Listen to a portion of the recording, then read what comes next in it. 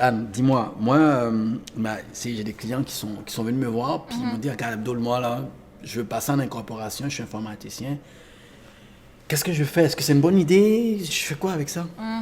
C'est une super bonne question parce que souvent, les gens vont juste voir le potentiel gain supplémentaire de revenus qu'ils peuvent faire. Donc, on entend qu'on fait plus d'argent si tu es consultant. Mais la première question que les gens devraient se poser, c'est est-ce que même je suis en mesure de m'incorporer? Est-ce que j'ai les moyens de m'incorporer? Il y a d'abord un exercice à faire sur soi-même, à savoir c'est quoi mon coût de la vie finalement. C'est ça.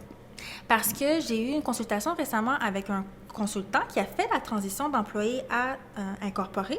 Puis quand on regarde ce qui reste dans la compagnie à la fin de la journée, ben Il reste pas grand-chose. non, c'est ça.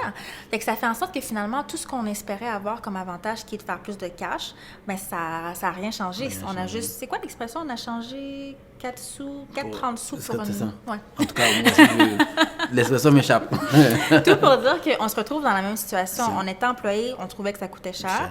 On a une compagnie, ben il nous reste rien.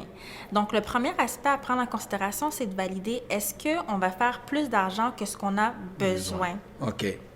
Puis, est-ce qu'il va rester des excédents dans la compagnie?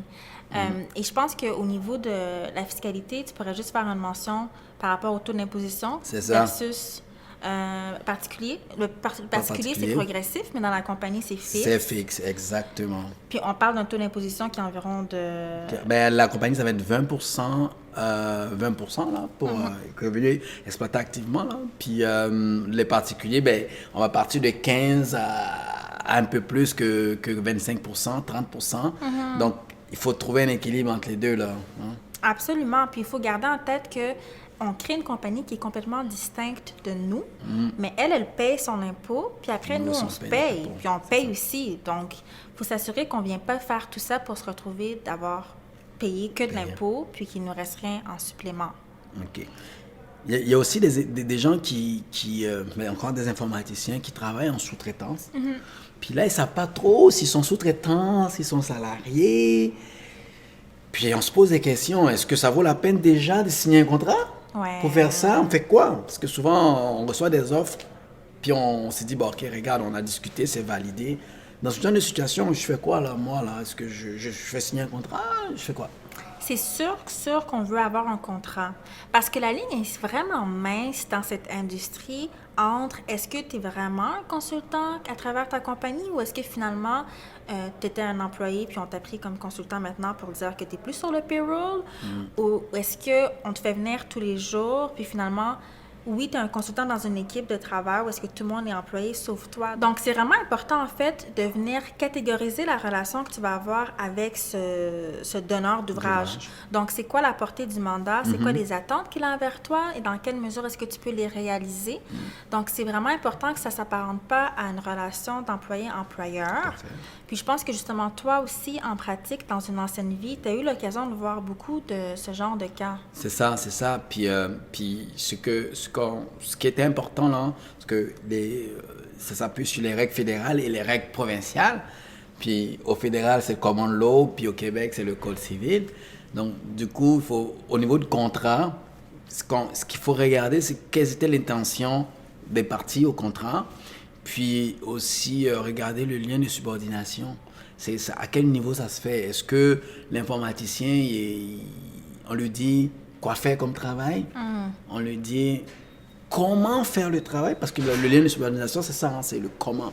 Donc, on va regarder le contrat, puis surtout la notion du comment. Ouais. OK, comment faire le travail, parce que c'est ça qui a un lien direct avec le lien de subordination. Et donc, dans le contrat, dépendamment de notre intention, si l'intention, c'est qu'on ait un contrat de travailleur à travailleur, de travailleur autonome à donneur d'ouvrage, pardon, mais l'informaticien, on ne va pas lui dire comment faire son travail. OK? Mais sinon, au niveau de toi, ce que tu avais en pratique dans ton ancienne vie, qu'est-ce qui serait des bonnes pratiques à avoir? Ben, comme tu as dit, vraiment, c'est d'avoir un contrat écrit déjà. OK? Puis dans ce contrat-là, il va falloir regarder à deux choses. L'intention, OK, des parties. Donc, est-ce que le donneur d'ouvrage et le travailleur ont vraiment l'intention d'avoir un contrat de donneur d'ouvrage à travail autonome? Puis après ça, le lien de subordination, qui est vraiment le critère déterminant au Québec pour statuer Donc, le lien de subordination, en un mot, là, c'est comment? C'est, pour un informaticien, c'est est-ce que tu dis à l'informaticien comment faire son travail?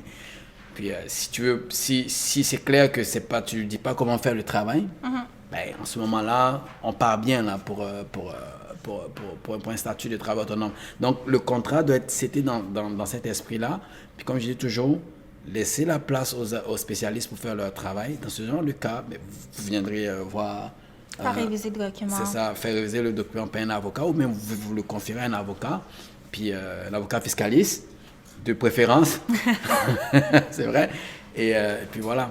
Si je veux juste faire une parenthèse, la conséquence, c'est que si on réalise qu'on n'était pas un vrai consultant, ben on va être considéré comme ayant eu une entreprise de prestation de services personnels. Et il y a des conséquences fiscales importantes. Ça coûte cher. Mais dans quel contexte on se retrouve à s'être fait exposer qu'on était un employé déguisé? Oui. Si j'avais un contrat, comment est-ce que Revenu Québec sait qu'en réalité, je me pointe tous les jours, puis que j'ai un rapport mensuel, puis qu'on me dit quoi faire? Parce que Revenu Québec, quand ils font de la vérification au Revenu Canada, mais ils ont des techniques pour aller chercher de l'information. Donc, ils vont poser des questions, ils vont analyser le tout, puis basé sur les faits et les informations qu'ils vont obtenir, ils vont pouvoir dire, ben, écoutez, vous ne remplissez pas les conditions pour être vraiment une véritable entreprise. Donc, on peut soit vous requalifier en entreprise de services personnels. Donc, comme tu disais, votre taux d'imposition, parce que vous perdez la déduction, donc ça coûte plus cher. Ou bien, mais en ce moment-là, on vous présente comme un employé déguisé. Puis là, en ce moment-là, votre donneur d'ouvrage, lui, il prend le chapeau d'employeur. Puis les déductions à la source qu'il aurait dû faire, ils sont réclamés. Donc, c'est vraiment important. C'est pour ça que écrire le contrat, puis mettre les termes du contrat, c'est une chose, comme Anna dit. Autre chose, c'est qu'il faut que les faits, la réalité, ça suive l'intention. Parfait. Donc, sur ce, on va clôturer cette capsule, puis on se revoit dans la prochaine vidéo. Merci.